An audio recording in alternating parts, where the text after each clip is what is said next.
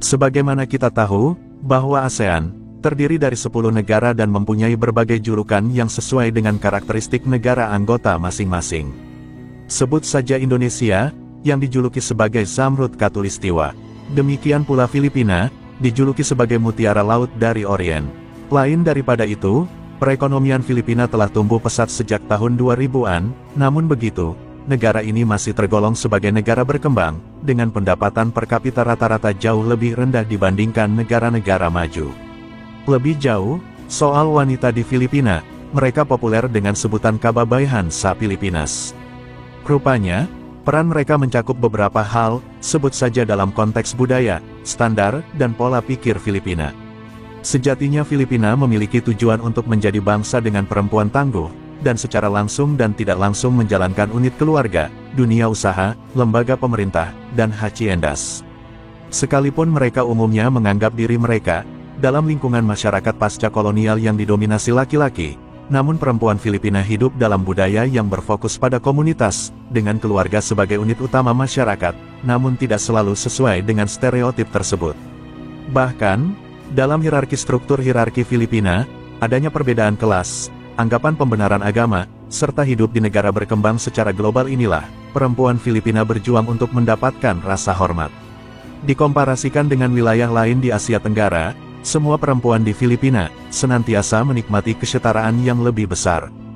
Bahkan struktur sosial prakolonial di Filipina sama pentingnya dengan garis keturunan ibu dan ayah. Hubungan kekerabatan bilateral ini memberi insentif perempuan Filipina kekuasaan yang sangat besar dalam sebuah klan. Selain itu, mereka berhak pula atas harta benda, berdagang dan dapat menggunakan haknya untuk menceraikan suaminya. Tak hanya itu saja, mereka dapat menjadi kepala desa jika tidak ada ahli waris laki-laki.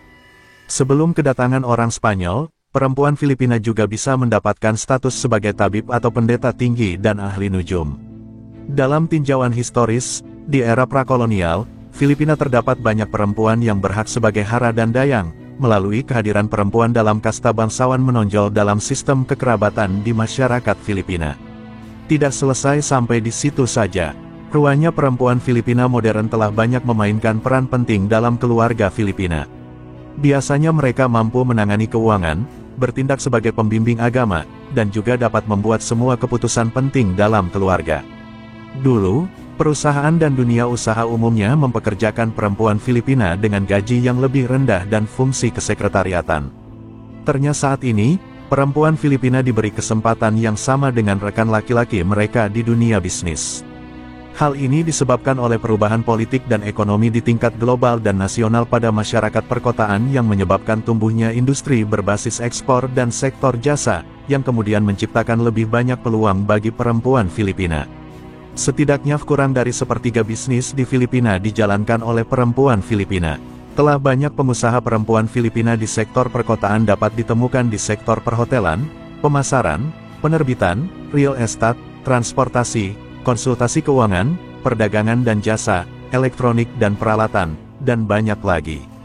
Di pedesaan, perempuan Filipina menjalankan rumah tangga meskipun ia harus mempunyai pekerjaan. Anak-anak mendekatinya untuk meminta uang dan bantuan. Dia adalah bendahara keluarga. Dia mendukung kebutuhan pendidikan anak-anak. Bagi non-anggota keluarga yang membutuhkan dukungan, istrilah yang harus didekati. Meski begitu, istri bukanlah orang yang mengambil keputusan akhir atau orang yang membagikan uang. Sehubungan dengan itu, ternyata pacaran dan hubungan di Filipina bersifat konservatif. Bagi pria, mereka harus merayu wanita tersebut dan membuktikan cintanya sebelum dia dapat memenangkan hatinya. Terkadang masa pacaran berlangsung bertahun-tahun. Tetapi, ini adalah ide yang sangat kuno. Di kota-kota besar yang lebih urban, gagasan pacaran konservatif ini tidak terlalu ditekankan. Para orang tua lebih memilih anak perempuannya dirayu di rumahnya, sehingga mereka mempunyai kesempatan untuk mengenal laki-laki tersebut. Selama masa pacaran, laki-laki akan mengedepankan yang terbaik untuk menciptakan kesan yang baik pada perempuan dan keluarganya. Secara umum, laki-laki diukur berdasarkan sikapnya sebagai seorang pria sejati, kemampuannya menghormati keluarga perempuan, dan pengabdiannya sejauh mana ia bersedia melakukan untuk membuktikan cintanya kepada perempuan. Agaknya, Seorang wanita dirayu oleh beberapa pria dan harus memilih yang terbaik di antara para pelamarnya.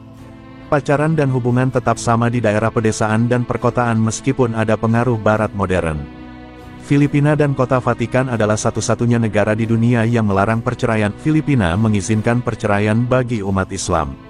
Lebih jauh, Filipina adalah salah satu dari sedikit negara mayoritas non-Muslim yang menerapkan hukum pidana terhadap perzinahan, dan undang-undang membedakan antara perselingkuhan perempuan dan perselingkuhan laki-laki pada pasal 334 disebut selir, yang memiliki definisi lebih sempit dan hukumannya lebih ringan. Lebih jauh, yang disebut kematian atau luka fisik yang diakibatkan dalam keadaan luar biasa, mengatur bahwa pembunuhan terhadap salah satu pasangan atau pasangan dari pasangan yang kedapatan melakukan hubungan seks di luar nikah oleh pasangan lainnya, serta pembunuhan seorang anak perempuan yang tertangkap oleh orang tuanya sedang melakukan hubungan seks pranikah, hanya dihukum dengan hukuman simbolis destierro.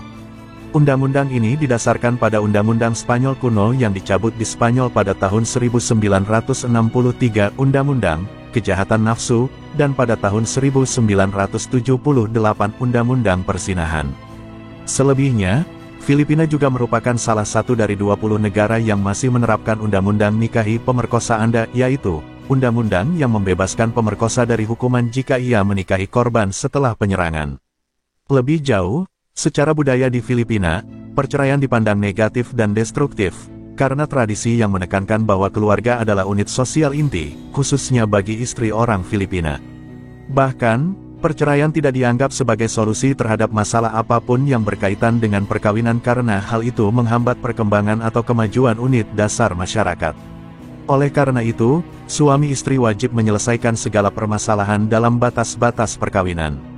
Perempuan di Filipina prakolonial menikmati status yang hampir setara dengan laki-laki. Sebelum penjajahan, baik laki-laki maupun perempuan dapat bercerai karena alasan berikut: kegagalan memenuhi kewajiban keluarga, tidak memiliki anak, dan perselingkuhan. Anak-anak, tanpa memandang jenis kelamin, dan harta benda dibagi rata dalam perceraian. Karena laki-laki perlu membayar mahar kepada keluarga perempuan, maka perempuan wajib mengembalikannya jika perempuan terbukti bersalah. Jikapun seorang laki-laki itu bersalah, maka ia kehilangan hak untuk mendapatkan kembali maharnya. Di Filipina, masyarakat menghargai keturunan tanpa memandang gender. Anak perempuan sama berharganya dengan anak laki-laki, terutama karena mereka menyadari bahwa perempuan sama pentingnya. Dengan laki-laki, orang tua memberikan kesempatan yang sama kepada anak-anaknya. Anak perempuan Filipina juga bisa bersekolah, mewarisi harta benda, dan bahkan menjadi kepala desa seperti anak laki-laki Filipina. Secara tradisional, perempuan pedesaan dan suku melakukan semua pekerjaan rumah tangga. Pekerjaan berat yang membutuhkan tenaga lebih banyak dilakukan oleh suami. Sekarang, pekerjaan rumah tangga didistribusikan secara merata dan laki-laki melakukan pekerjaan yang sama banyaknya dengan perempuan. Ruang lingkup fungsinya antara lain memasak, membersihkan, mengajar anak, mencuci pakaian, memperbaiki, menganggarkan, dan membantu bertani. Suamilah yang memastikan pertanian menghasilkan hasil panen yang berkualitas, sehingga dialah yang melakukan semua pekerjaan pemeliharaan. Dalam beberapa kasus, ketika suami membutuhkan bantuan laki-laki lain, istri akan memastikan bahwa laki-laki tersebut diberi makan, jadi dia memasak makanan dan membawanya ke peternakan. Perempuan Filipina memastikan bahwa setiap orang mendapat makanan yang cukup, termasuk pekerja, kerabat, atau pengunjung. Secara umum, perempuan Filipina merasa bangga dengan pekerjaan mereka.